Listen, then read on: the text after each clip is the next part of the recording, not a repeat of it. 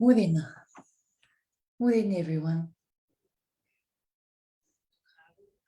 I tried to use my live stream, but I'm not satisfied with it just yet. So we'll go back to the old way of doing things, and I'll just bring up the page here so that I can maybe get time to respond to any questions or comments or Mahis.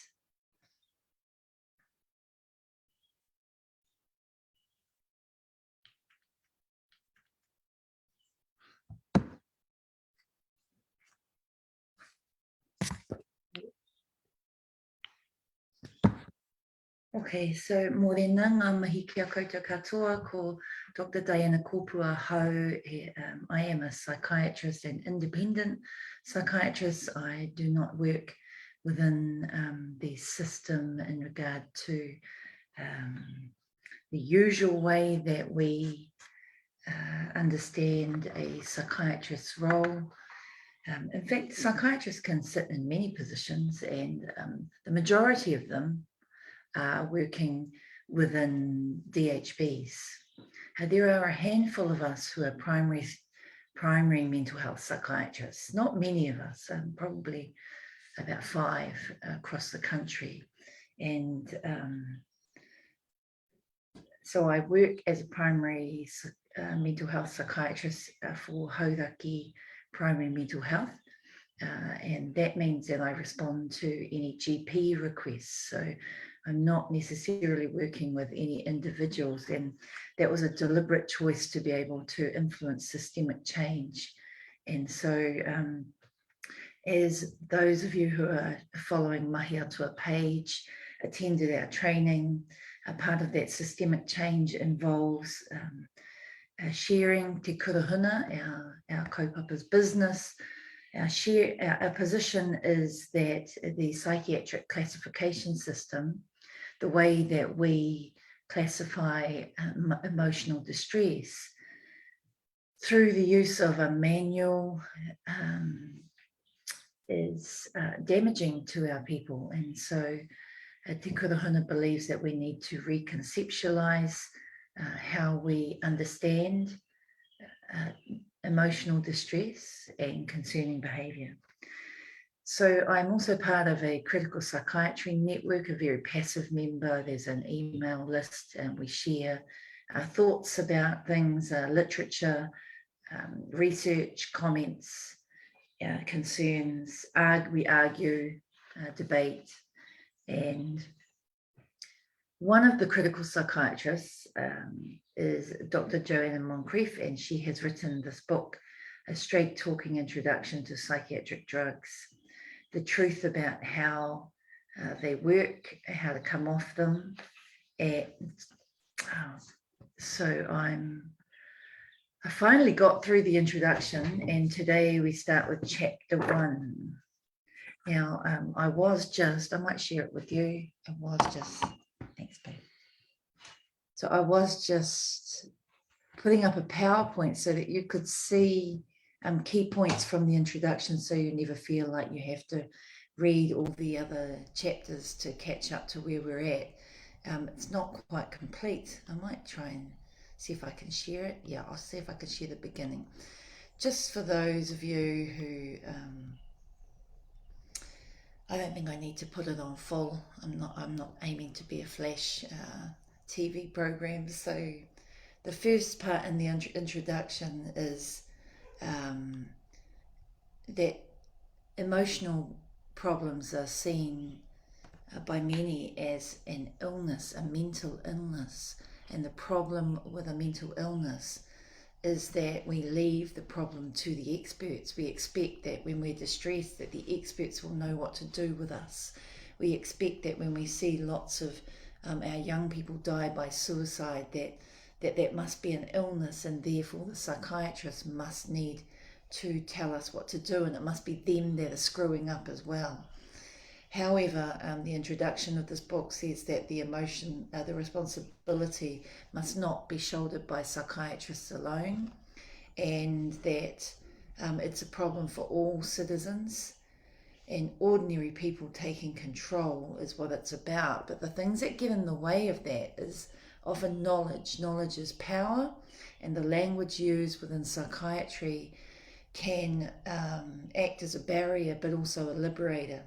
Interesting enough that Joanna said that some of the language she uses in this book isn't language that she supports, but because it's become in our culture, which means it's been indoctrinated into us, and it's really difficult to move away from. Even she talks about alternative language getting confused, not quite explaining what is needed to be explained.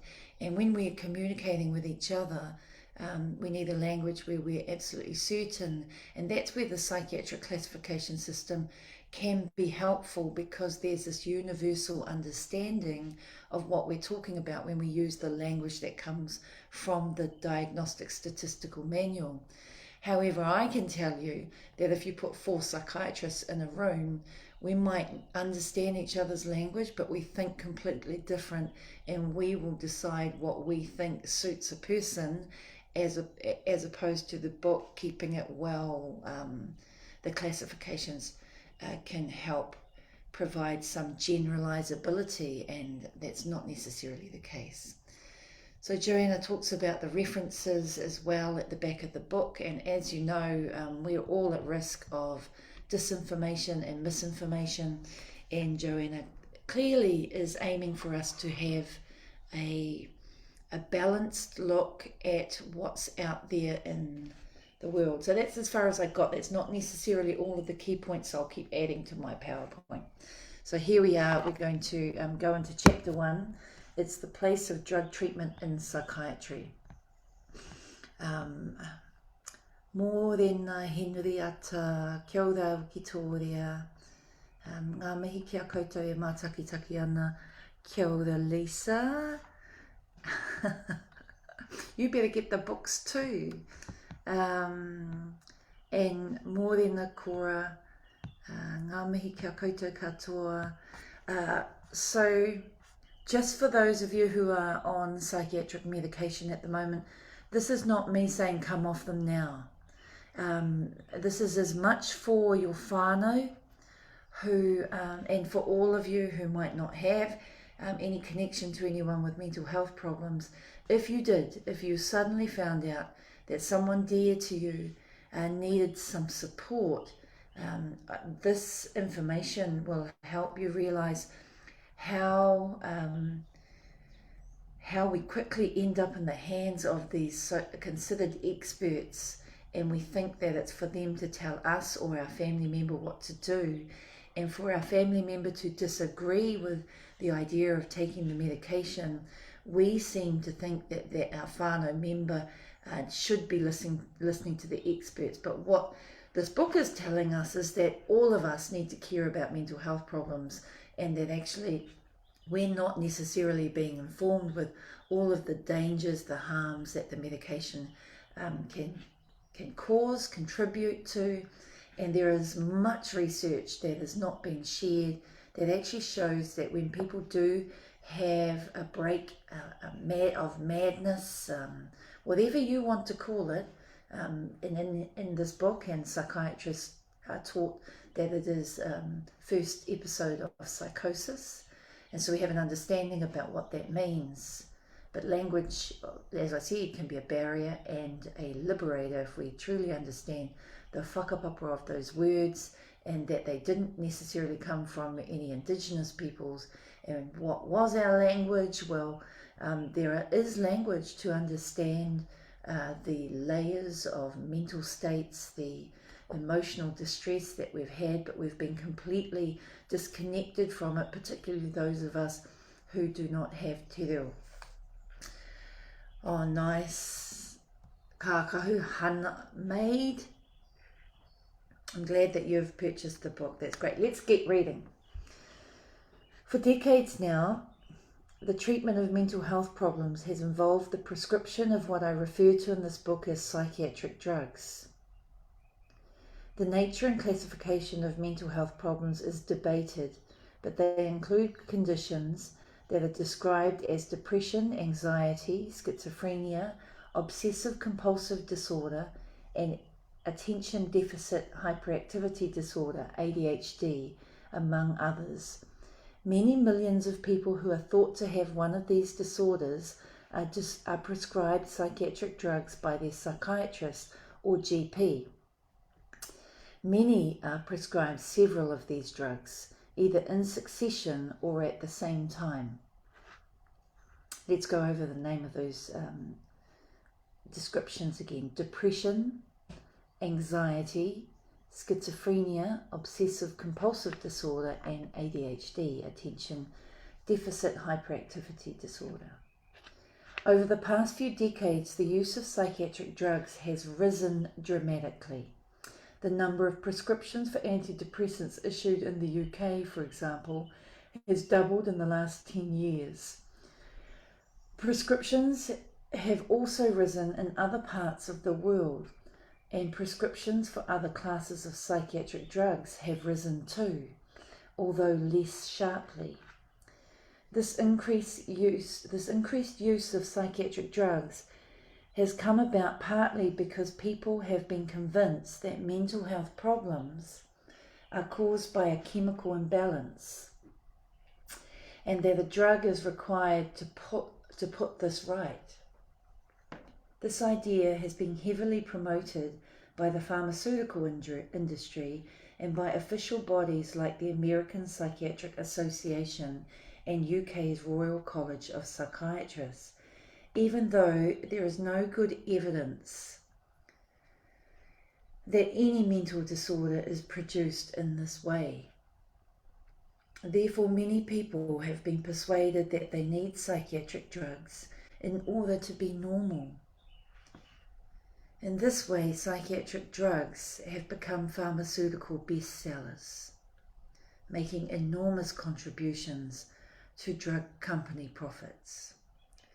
The view that psychiatric drugs work by reversing underlying biological abnormalities that are proposed to be the cause of mental disorders is relatively new.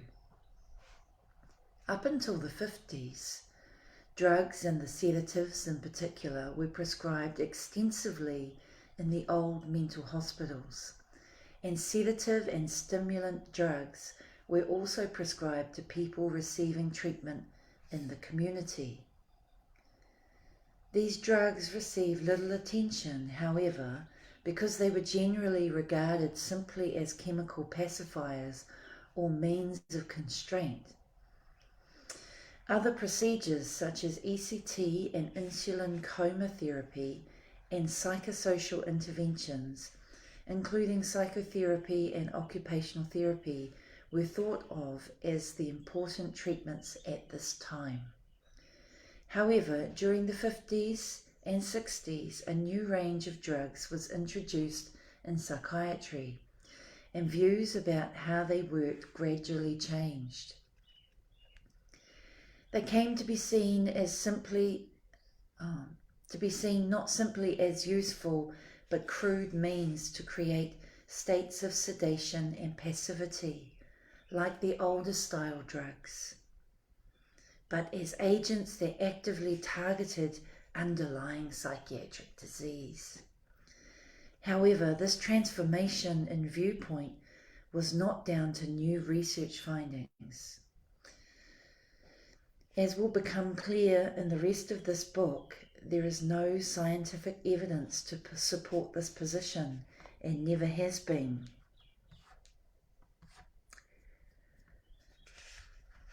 You have to remember, I have done the psychiatric training. I've been a psychiatric nurse and did the psychiatric training, and we were in our training given papers to discuss this, and not once did I think to go and critique the methodology used in the research itself, even though at medical school I was taught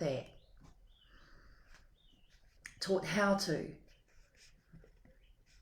It was, and Joanna mentions it actually in the introduction, that research is one of the ways to explore evidence, to validate something being useful, and however it becomes very complicated, and it's almost a full-time commitment to understanding the methodologies, the different types of research, and how to look out not just for biases but for blatant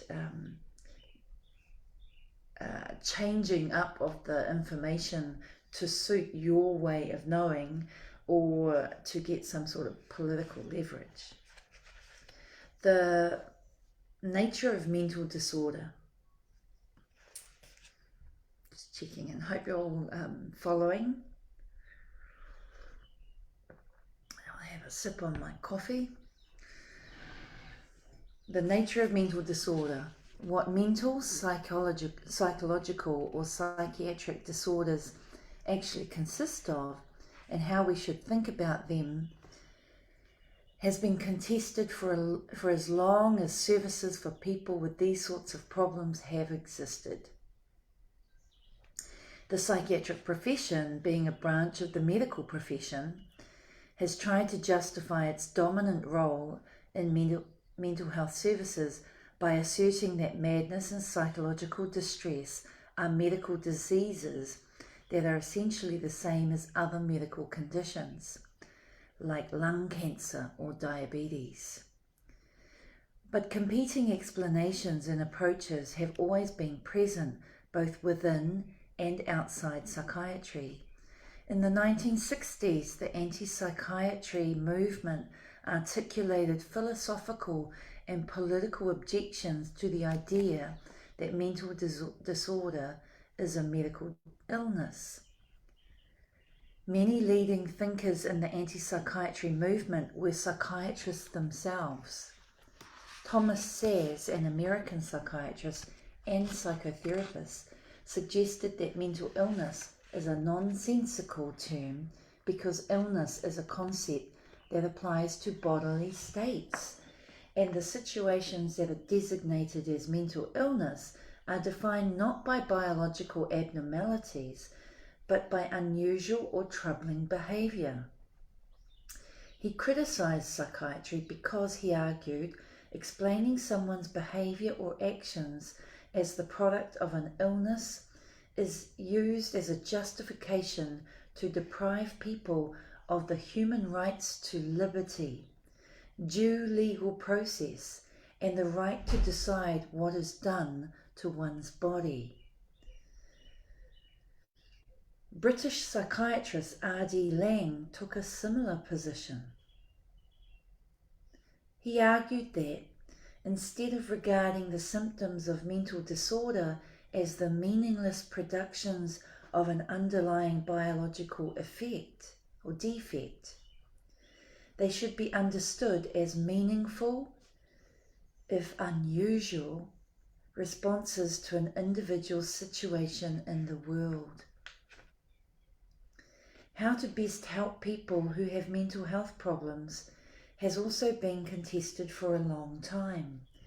In the 19th century, the approach known as moral treatment was popular and well regarded. Moral treatment was based on the idea that people who were mad or distressed could learn to control their behaviour with the right guidance. It was pioneered as an asylum called the Retreat in York, which was run by and for Quakers. Since that time, psychoanalysis, other forms of psychotherapy, social interventions, and psychological approaches have competed with or practiced alongside biological or pharmacological interventions at one time or another. Most of these approaches depend on understanding madness or mental disturbance as a meaningful form of behaviour that the individual is able to moderate or change, at least to some degree. Over the past few decades, the biological view that psychiatric problems are simply the product of faulty neurochemical or physiological processes has strengthened. This position assumes that the problems that are labelled as psychiatric conditions, such as depression and schizophrenia, are caused by particular dysfunctional processes located in the brain, in the same way that the symptoms of asthma, for example, are known to be the result of a constriction of the air passage in the lungs. This idea that mental disorders are just like any other illness is a common refrain. The American Psychiatric Association tells us, for example, that mental illness is a medical problem just like heart disease or diabetes. Despite such proclamations, there is no evidence that mental disorders are the product of abnormal brain mechanisms. Funding for research into genetics and the structure, function, and chemistry of the brain has increased substantially in recent decades, and the volume of papers published on these subjects has become more a deluge. However, we are no nearer discovering any biological factors that might explain the origins of mental disorders. In 2017, the former head of the US National Institute of Mental Health, psychiatrist Thomas Insel, admitted, it's a bit sickening this part, that $20 billion of funding for investigating the neuroscience and genetics of mental disorders had produced no tangible benefit whatsoever. So people suffering from no benefit for people suffering from mental health problems. Although biological research has failed to confirm abnormal biological structures, chemical composition, or dysfunctional processes underlying any mental disorder, the very existence of all this research activity seems, on the surface, to suggest there must be something to look for. It appears to endorse the view that drugs work by targeting the underlying biological basis of the disorder. In turn, the assumption that drugs act by reversing an underlying disease has helped strengthen the notion that psychiatric disorders must be caused by discrete biological defects.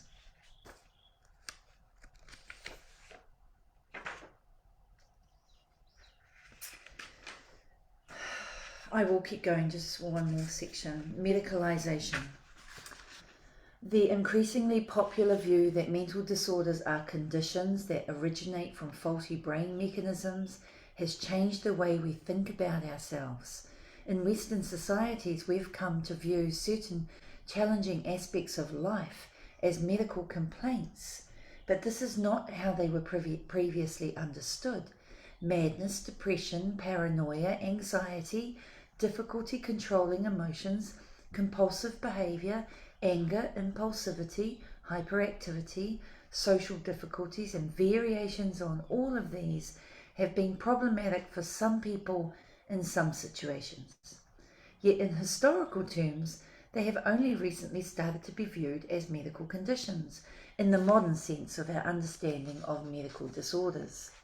In the past few decades, this process of medicalization has been spearheaded by the pharmaceutical industry.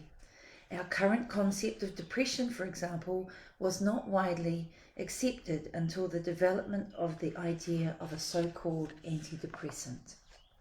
Before the introduction of drugs that are considered to be antidepressants, depression was regarded as a serious and rare condition that was usually only found in elderly people or people with manic depression, now commonly known as bipolar. It was typically referred to as melancholia rather than depression. When the existence of antidepressant drugs was first suggested in the late 50s, drug companies set about popularising the view that depression is a common disorder that occurs not just in people admitted to mental hospitals, but is all around us in everyday life. They also suggested that it was frequently unrecognised. More recently, as the psychiatrist and psychopharmacology researcher David Healy has documented, the concept of depression has been expanded even further to include people who would previously have thought of themselves as anxious rather than depressed. That transformation, which occurred in the 90s, helped create a large market for the new SSRI antidepressants such as Prozac, fluoxetine, that were being introduced at the time. Anthropologists have also documented how the modern concept of depression was imported into cultures that had previously thought differently about negative and unwanted emotional states. In what were once the Soviet states of Eastern Europe, depression was regarded as a dangerous concept because it amounted to an admission of the failure of communism. So people who were unhappy and dissatisfied were diagnosed as having neurasthenia, a condition characterized by chronic fatigue, weakness and lethargy. When these Soviet states became independent in the 90s, drug companies set about re-educating local doctors to identify the real condition of depression that they proposed lay beneath people's complaints.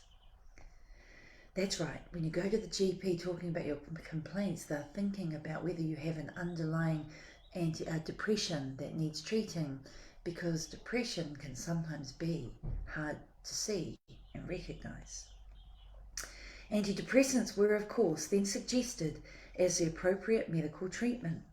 The populace was then gradually persuaded to understand their feelings in these new terms and to see themselves as having the Western disease of depression rather than suffering from the vaguer notion of neurasthenia.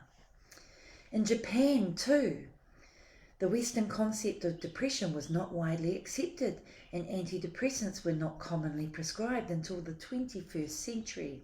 During the 2000s, the pharmaceutical industry devised a concerted strategy to persuade the Japanese that they were depressed, even consulting with anthropologists about how to do it. Their marketing campaign involved presenting depression as a cold of the soul to fit in with Japanese cultural attitudes towards emotions and to emphasize its mundanity and frequency. The campaign was amazingly successful and use of antidepressants soared.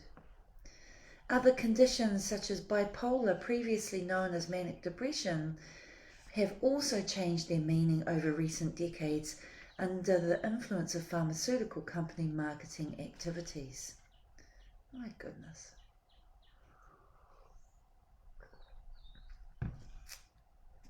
Indeed, the modern idea of bipolar disorder has been expanded so much by marketing campaigns that it bears little relation to the disorder that was originally described by this term. Bipolar is now often used to refer to intense emotions or mood swings, so that people now understand these as a disease rather than a feature of their personality. Drug companies have also promoted previously little-known conditions such as social anxiety disorder and panic disorder in order to expand the market for particular drugs. In addition to the promotion of particular disorders, individual characteristics such as impulsivity and mood instability are presented as if they are biological processes that can be tweaked with the right drug. In this way, the pharmaceutical industry, often aided and abetted by medical researchers, has helped transform various social and interpersonal difficulties into psychiatric diseases. In doing so, it has changed the way we understand ourselves and our feelings. To criticise this tendency to medicalisation is to not deny that the problems we refer to as mental disorders can be serious and incapacitating. Nor am I denying that people sometimes need support and care, and that drug treatments of certain kinds can occasionally be helpful. People who end up in inpatient psychiatric units are often highly disturbed and distressed. In the community, people with mental disorders can have significant difficulties coping with life. However, these situations have not always been thought of as medical conditions. Problems do not need to qualify as medical diseases in order to be taken seriously. People do not need to be ill to be deserving of help or care.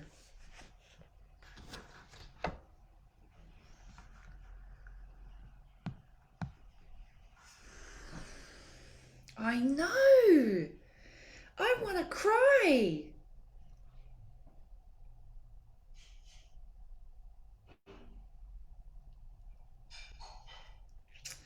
I know, Kieran. Promoting these real human emotions as a cold of the soul so that it makes sense to them. And I think that we need to be careful as we try and inject, all pun intended, mātauranga Māori inside mental health services under the guise of kaupapa Māori mental health. You know, to invite a psychiatrist in a room to a Māori and speak about the phases of te pō to align with this depressive episode, to help them understand why they need to take medication is not what I support at all. I don't want to use our meaningful language to support the psychiatric classification system, to support the perpetuating of this ideology that our mental health problems are illnesses.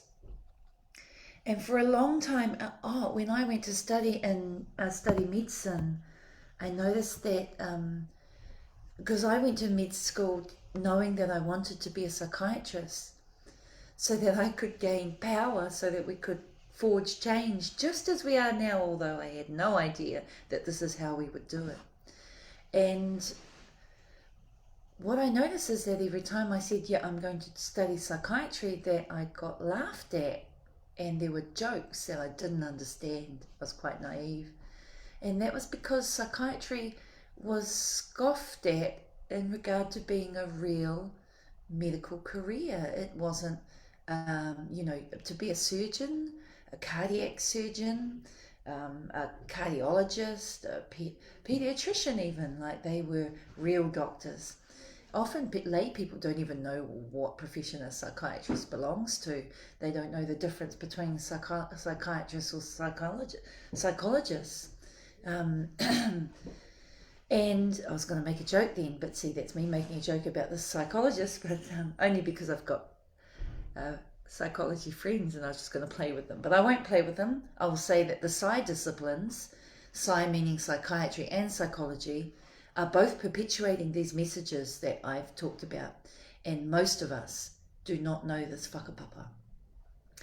Everything that I'm talking about is a reference, after a statement there's brackets with where that information came from. It's in the book, and if you doubt it, please just try not to say that it's not real.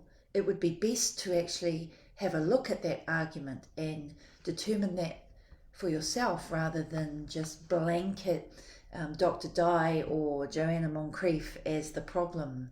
I think the problem is that when we do have an inkling, an idea that it's incorrect, that we don't follow through to actually check what the person is saying and where they got that information from, to just decide that it's incorrect because it hurts or because it doesn't sit with what you've been taught to understand is not reason enough to discard what Joanna's saying, I think. So I agree, it's bloody depressing to watch. Yeah, nice. Yeah, beautiful. I'm Atua. Sorry if I'm saying your name wrong. No one wants to know. Well, we're interested. I'm not sure where you are. Under the yeah, yeah, that's right. And yeah, that's right. Using our reo. Um, Come to a Mahi Atua training. Get your teachers to come to a Mahi Atua training. And get the Ministry of Education to fund you to come to a Mahi Atua training. And yet people don't. Anyway, Mere, I'm sorry to hear that your son's on that journey. Yeah, and not just your son. Remember, we're all stakeholders. Whoever's in your network, and your network isn't just your family, your parents, siblings, children, but your neighbours, your employers, your colleagues, um, teachers. Even if your son's on this roller coaster ride, being able to wānanga with the people who are responsible for supporting your son, it would be really useful to engage in conversations with them. Kia ora, Pauline. Again, it would be useful to purchase this book, read some of these things, share the readings with the psychiatrists, and the idea of if someone's had a breakthrough, the olanzapine is the major tranquilizer guised as the antipsychotic that may have been useful, or the psychiatrist thought it might be useful. But you as the family are the true researcher of the experience once that foreign object is consumed. And if you were to get a journal and write down every day what you're noticing, because of course the emotional distress, the thoughts, the concerning thoughts and feelings that had affected your son, that's not likely to not impact you. And so what it is that we need to do is find the right language to describe the distress, to not just take the pill and go back to the psychiatrist in a week, 2 weeks, a month, 3 months, sometimes it's 6 months. Like, don't tolerate that before you walk out the door. Say that you'd rather see them sooner rather than later, so that you can share that evidence. And if you can't see them, make sure that you are writing down daily accounts, so you can give that information and you can catch themes and you can talk to those themes. And at the same time, healing by not just taking the idea of taking the pill away, but really sit in wānanga the problem. Don't jump to solutions. Sit with each other and think about the problem together and what it did for you, and the idea of your son and the distress it caused for you. And you can be in a hurry to want to fix them because of what it's doing to you. And so then you have to think about the triggers for you and where that's coming from. And believe it or not, when people are struggling with mental distress, you start worrying about being a burden for that other person. And so it's not good. It can be like this awful spiral. And so being able to wānanga, the word wānanga comes with a whole lot of practice. You have to practice catching your reactions, catching the things that you say, how you say them, how they impact others, being able to take 2, take 3, like you're in a bloody movie practicing your role. That's, for me, a very therapeutic wānanga. And maybe even video your wānanga and video you and how you're responding, so that you can improve yourself. When you're in that wānanga, you're catching what other people might be seeing. These are the unseen parts of you, I think, can be really useful. Gosh, I went on a roller coaster ride myself there, Mere. And Pauline. Kia ora to everyone who's been watching a year. Um, Kia ora everyone. Yeah, Katie, it's interesting that you say I'm bipolar. What I would say is that you were diagnosed with bipolar, and that actually I would resort to your pepeha to say who you are and where you're from, and that some of the ways of being or some of the behaviors that you've presented with have been described by a profession, and then it might have suited you. And if that's what happened, that's great. But if it doesn't suit you, I wonder how you might narrate your story of how you present, and the highs and lows and the impact they have and what they feel like, what they look like, what they smell like. I even asked you to refer back to pūrākau to try and understand an indigenous way of relating to your experience. Um, yeah, so I'm just trying to respond to everyone before I turn off.